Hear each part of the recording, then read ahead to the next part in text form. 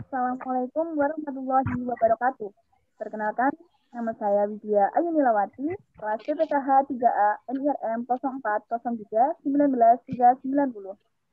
Di sini saya bersama dengan beberapa rekan saya. Yang pertama, Rizkatun Mutmainah, kedua Fiomat Elsa, ketiga Yulens Gradiwata Neo, dan Yakubus David Firmansyah Artirai. Di sini kami dari kelompok 7 akan menjelaskan tentang beberapa penugasan vlog mata kuliah program penyuluhan pertanian. Adapun beberapa yang akan kami sampaikan diantaranya tentang pengantar program penyuluhan pertanian, unsur penyusunan program penyuluhan pertanian, mekanisme penyusunan program penyuluhan pertanian, serta tahapan program penyuluhan pertanian.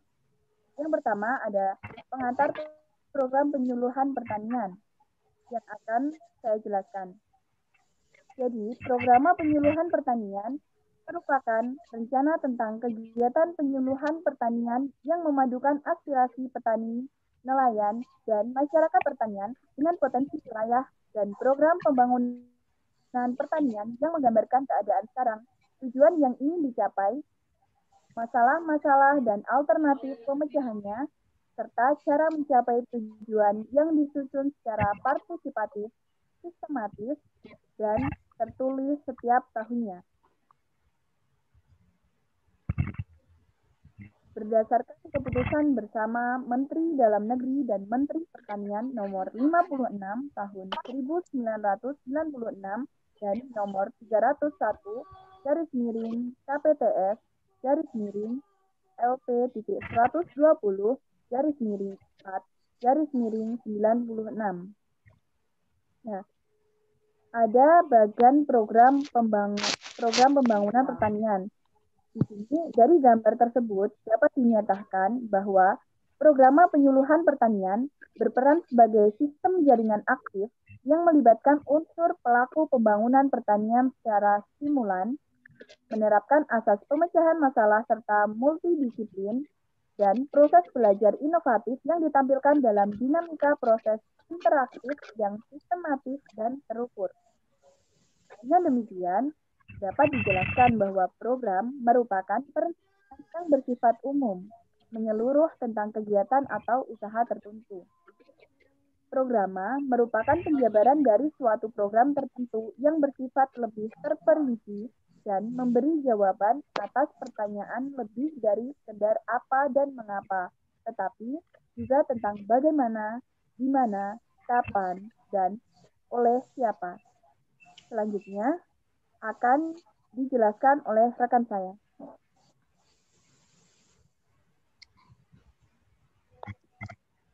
B. Penyusunan program yang dilihat pada gambar di atas dapat dijelaskan bahwa satu, keadaan. Keadaan adalah fakta-fakta yang berkaitan dengan program yang ditunjukkan oleh data yang terdapat pada akan disusunnya suatu program penyuluhan. Dua, masalah. Masalah adalah faktor-faktor penyebab keadaan tidak memuaskan atau hal-hal yang tidak dikehendaki. Untuk mengidentifikasi masalah, dapat dilakukan dengan menganalisis kesenjangan antara 1. Data potensi dengan data aktual. 2. Keadaan yang ingin dicapai dengan keadaan yang sudah dicapai. 3. Teknologi yang seharusnya dilakukan dengan teknologi yang sudah diterapkan. 4. Peraturan yang seharusnya dilaksanakan dengan kenyataan yang dijumpai. 3. Tujuan. Tujuan adalah pernyataan tentang perubahan yang hendak dicapai dalam jangka waktu tertentu dalam penyusunan program penyuluhan pertanian. Ada dua macam tujuan, yaitu tujuan umum dan tujuan khusus. 1. Tujuan umum. Tujuan umum adalah pernyataan tujuan secara umum apa yang ingin dicapai dalam jangka panjang. Contohnya, meningkatkan kesejahteraan petani. 2. Tujuan khusus. Tujuan khusus yaitu pernyataan tentang perubahan yang hendak dicapai dalam jangka waktu 1 tahun. Contohnya, produksi padi dari 50 kuintal per hektar menjadi 55 kuintal per hektar. 4. Cara mencapai tujuan. Cara mencapai tujuan merupakan 1.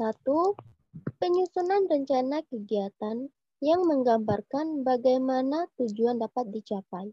2.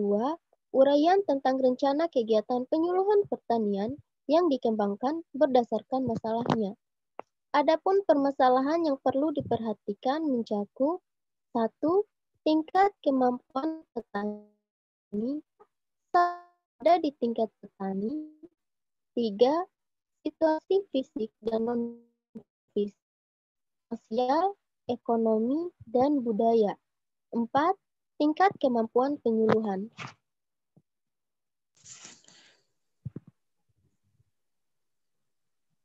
C.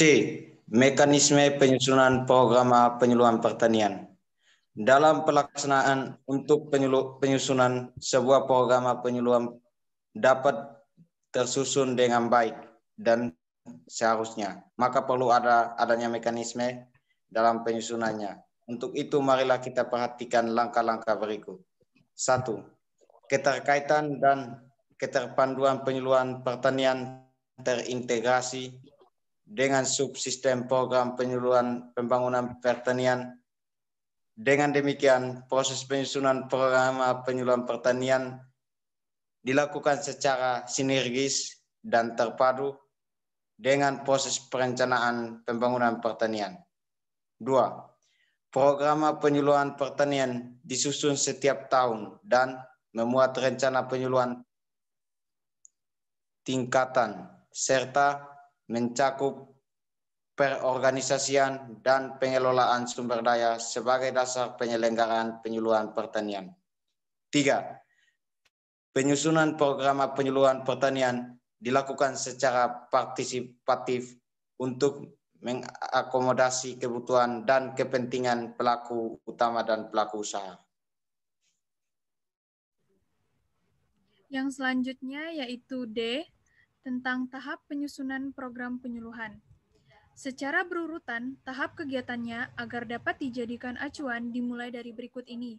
Yang pertama yaitu perumusan program atau rencana kegiatan penyuluhan pertanian. Agar sasaran penyuluhan pertanian dapat dicapai dengan rencana yang rasional, efektif, dan efisien, maka diperlukan suatu perumusan program penyuluhan pertanian yang benar. Adapun langkah-langkah kegiatannya adalah sebagai berikut. Yang A, mengidentifikasi kegiatan-kegiatan untuk memecahkan masalah, dan B, memilih kegiatan yang paling tepat dengan menetapkan prioritas, dan C, merumuskan rencana kegiatan penyuluhan pertanian. Yang kedua yaitu penulisan program penyuluhan pertanian. Agar hasil rumusan dapat dipakai sebagai acuan dalam melaksanakan penyuluhan pertanian, maka perlu adanya penulisan program penyuluhan pertanian. Adapun langkah kegiatannya adalah sebagai berikut. Yang A, menyiapkan data informasi yang berupa hasil identifikasi potensi wilayah, hasil analisis potensi wilayah, hasil penetapan rencana usaha kelompok atau RUK, hasil penetapan faktor penentu, dan program-program kebijakan pemerintah. B, membahas materi penulisan dari setiap bab yang akan ditulis. C, melaksanakan penulisan program penyuluhan pertanian. Selanjutnya, pengesahan program penyuluhan pertanian. Adapun program penyuluhan pertanian yang telah dibahas dan ditulis menjadi lebih baik dan dapat digunakan di wilayah BPP, perlu adanya pengesahan oleh camat setempat. Adapun langkah-langkah kegiatannya adalah sebagai berikut. Yang A, mengadakan ekspos program penyuluhan pertanian. B, mendiskusikan tentang program penyuluhan pertanian. C, menyepakati program penyuluhan pertanian yang sudah ditulis. D, mengesahkan program penyuluhan pertanian tingkat BPP atau kecamatan oleh camat.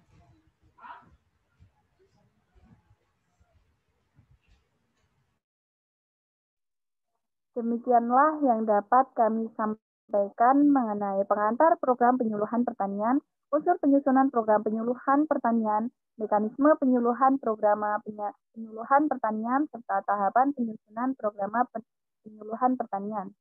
Apabila ada kurang lebihnya, Kami dari kelompok 7 memohon maaf yang sebesar-besarnya. Wabillahi taufiq wal hidayah. Wassalamualaikum warahmatullahi wabarakatuh.